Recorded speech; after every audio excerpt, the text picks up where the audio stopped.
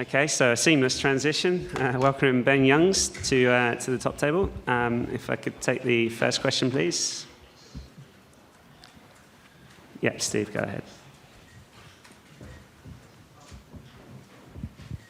Ben, just a general thought. Do you think the postponed game, or the cancelled game rather, and the 2-week break is going to help you, or do you think it's hindered your preparations?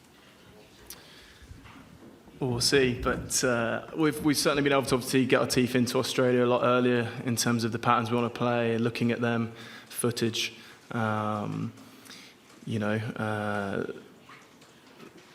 terms of going to Miyazaki, allowed us to do that. And like I say, really, we've just had a longer preparation. We trained very hard on Saturday, just gone, and tried to make it very game related. So we feel like we've had a good hit out. We certainly feel fresh and we feel ready to go.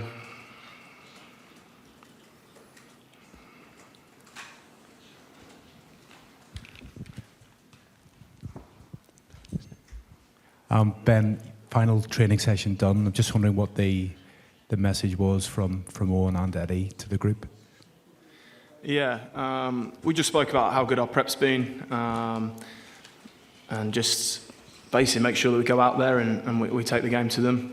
We get ourselves on the front foot, and we come out with an intensity that marries up with our preparation. So that's been the message, and I certainly feel like we've built nicely towards the game, and all that sort of waiting's over now, and like Eddie and Faz have said, really, just go out there now and bring an intensity and take the game to them.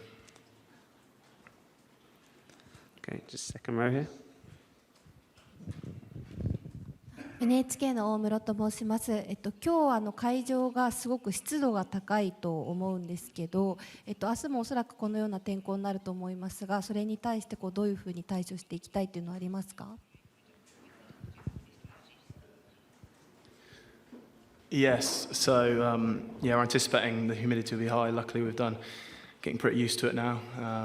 Kobe was probably as hard as it will get, I hope. But look, the team's been prepping. We spent mini camps in Treviso. It's been part of our preparation, so we're more than capable to deal with that. Thanks. Yeah. Just okay, we'll come in front after. Thanks. Ben, you're one of only 3 starters to have played in a World Cup quarter-final. Can you just talk a little bit about what it's like as an occasion, experience the pressure, and have you spoken to some of your teammates who haven't played about what to expect and how to deal with it? Yeah, look, it's a fantastic occasion. I was fortunate enough to play in 2011 and won.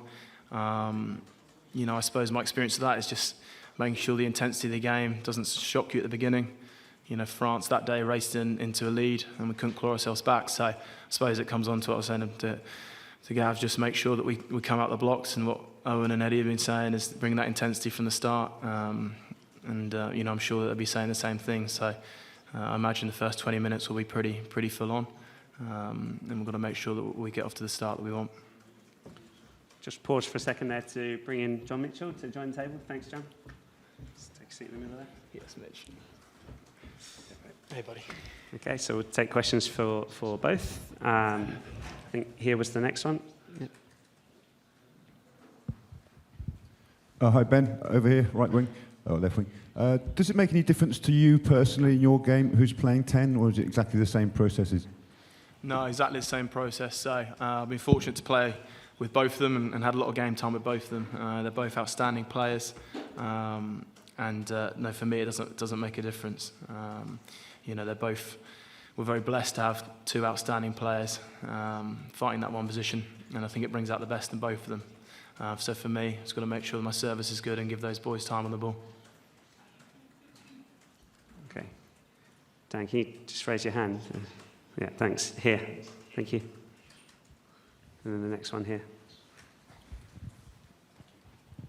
Ben, after what happened in 2011 and last time in 15, do you feel that you sort of owe it to England's fans and to yourselves when it comes to World Cups that you've underperformed and you have to reach your first semi-final this time? It'll be the first time in 12 years if you do it.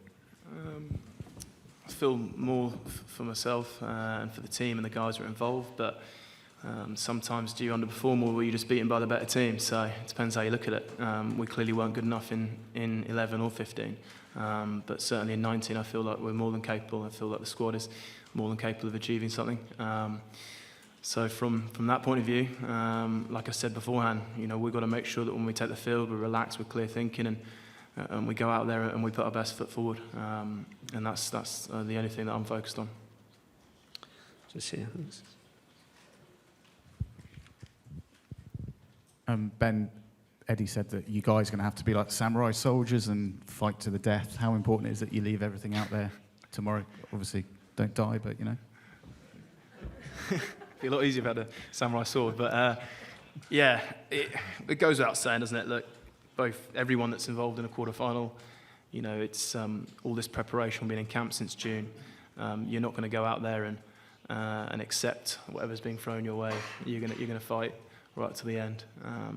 And we've got some boys in this team that don't know when they're beat, and I'm sure that it goes without saying for any team that's participating this weekend, they'll fight to the very end. Just one other as well. I don't know if you saw what Matt Tamur said yesterday. Said I did. He's very happy with himself because he sent me the video clip. Any response? He's not far wrong with some of it. 40's never brought him a pint because he's normally smoke bombed by that point or too drunk that he's actually left the building. And I thought it was quite ironic. He knows what it's like to play second fiddle, especially being married to Elise Perry. So I feel for him. He knows my pain. Okay, we'll come at the front row here. Next one at the back. Just to describe, you kind of guys are locked away in a bit of a bubble, as all teams are quite rightly at the World Cup. But are you aware of the support back home that's now sort of bubbling and building? And does that sort of translate through to you in camp? Yeah, definitely. We certainly feed off that. The interaction with the fans and the messages of support that we get and we see. Obviously, social media is huge for that. You can see that. You know, we're fully aware of that, and that spurs the team on for sure. It's great, you know, that so many people will be tuning in tomorrow, up early wearing the shirt, be very proud, and you know, we know that support's there, and that only helps the belief within the side and wanting to do well. So yeah, it's fantastic. Okay. Just here. Yeah.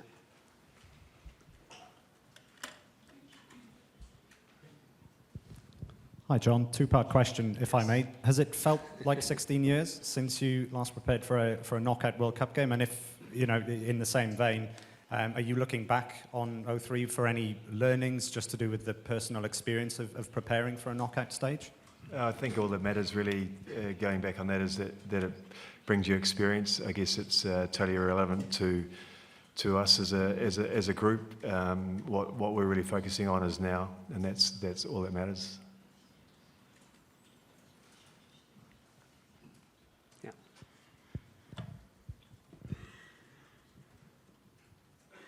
ヤングさんに、伺います。2015年のオーストラリアとの対決では、ホスト国として非常に悔しい思いをしたと思うんですけど、そこからイングランド代表がどのように進化したか、そして今回のそのオーストラリアとの対決で、勝つ自信、がどのくらいあるかっていうのをちょっと教えてください。Yeah, sure. I think obviously if you compare it to 2015, it's very different. New coaching staff. We've gone on a different journey under Eddie. We've played them a fair few times since then.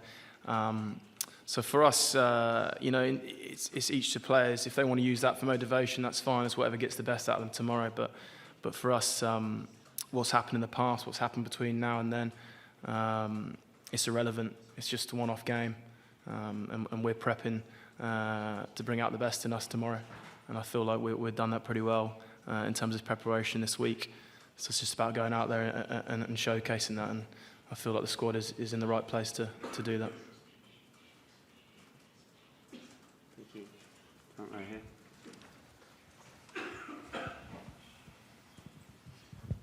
John, were you expecting the change in the Aussie midfield, and just how much have you been able to study a 19-year-old who's only made his debut 2 weeks ago?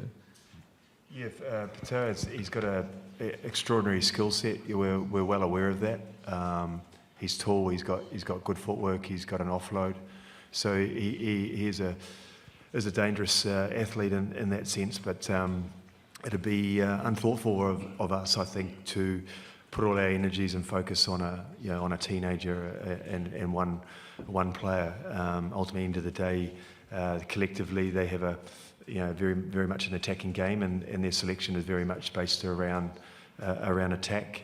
Clearly, the midfield will have the ability to be direct, and they have also in their mix the ability to distribute as well. So we're ready for all of that, and we're looking forward to it. Here in the fourth row, 1 and then 2. John, Eddie says he wants England to defend with brutality. Can you talk us through what that means and why it's so important against Australia specifically? Oh, we enjoy defence. It's a big part of our game. We also it's infectious to us. It gives us energy, and I guess there's a number of ways that you can describe being physical. But ultimately, yeah, we like to be physical as well. So it's important to dominate the collision. That creates slowness in ball, and it brings opportunities. Ultimately, defence is a form of attack, and you've got to feed your attack.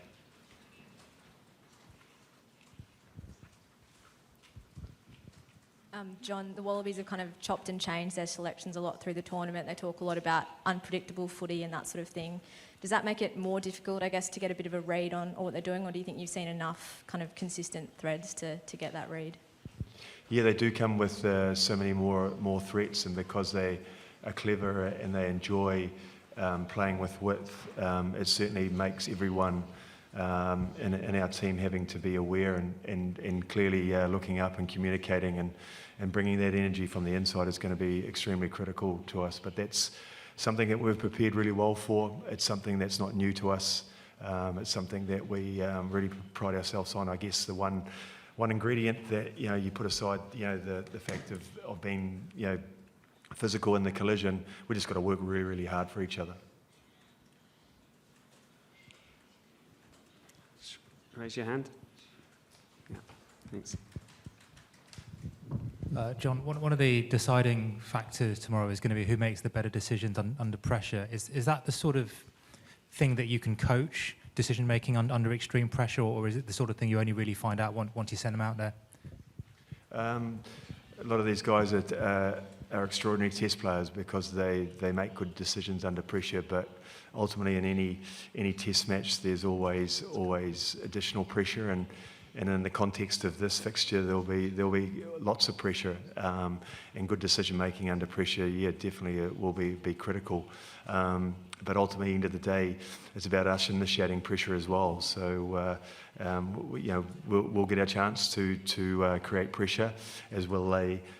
So yeah, really will come down to who handles those big moments, those situations better. Okay, just last few questions at the back of the room. If you have a question, please raise your hand high. Yeah, there. Thanks. ベン選手に質問があります。今回のワールドカップのイングランド国内ではどういうふうに盛り上がってたりとか、なんかどういうふうに受け止められているかっていうのがあれば教えてください。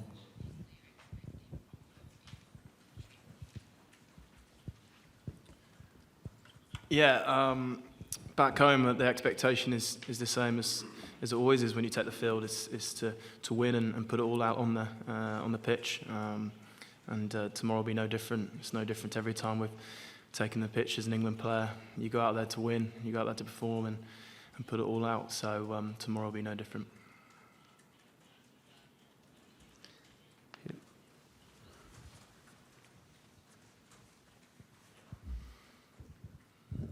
Yeah. 日経新聞の接待と申します。ミッチェルさんへ。今回ファレル選手が12番でなくて10番で使われることについて、エディさんはその理由を教えてくれませんでしたけども、ピッチェルさんはどうしてということを教えてもらえましたでしょうか。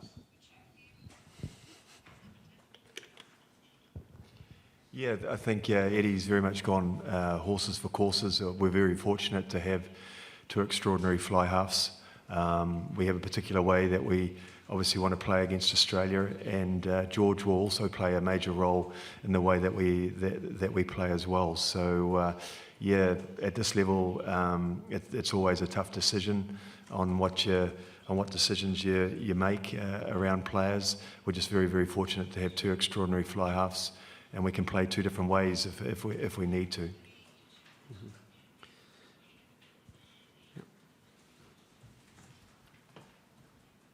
Take one more question after this one.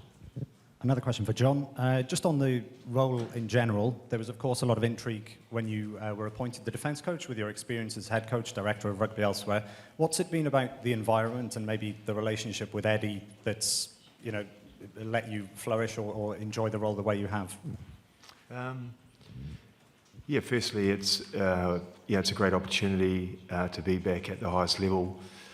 Secondly, it's back with England, where 20 years ago was my apprenticeship. So it sits well with me. It's something I'm comfortable with, something that I'm emotionally connected to. And yeah, the great thing about the job, it's not about you. It's about how you work through your players. And we just got a really good way about how we go about things and the way that we talk about and how we arrive at strategy and plans in our defence, and we keep it nice and simple. We just try and free up the guys to go and give it their best shot collectively on a weekend. And we understand the principles very well, and we understand the attitudes and the work rate that we need to bring to make it a successful day. Last question. I think we're all done. Thank you very much, guys.